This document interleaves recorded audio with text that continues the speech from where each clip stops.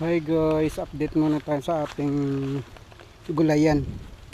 Matagal-tagal na rin tayong hindi nakapag-vlog ulit kasi naghanap tayo ng trabaho. Medyo nakaluwag-luwag na tayo magtanim dahil may time na tayo mag-vlog sa ating taniman. Ito, nag-spray tayo ng herbicide para sa damo. Welcome back again sa my channel guys. Ito ang mga tanim na ito.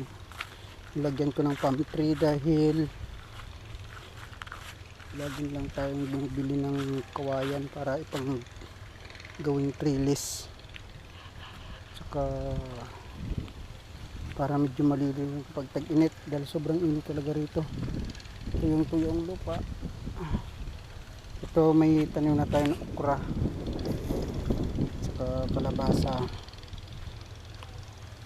meron naman tayong pinunla na kamatis at saka mga sili.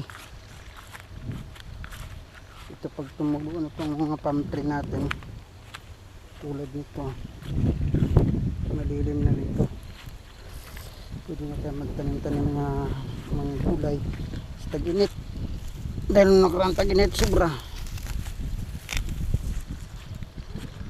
Itong punla natin kamatis, ano na ito,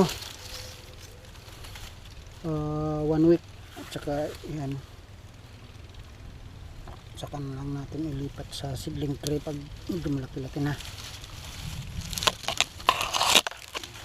Ay kanina itong saging natin, yan, tanggalin natin yung saging na yan sa gitna, puron lang sa gilid. Okay guys, update ko na lang ulit tayo sa ating mga gulayan sa ulitin.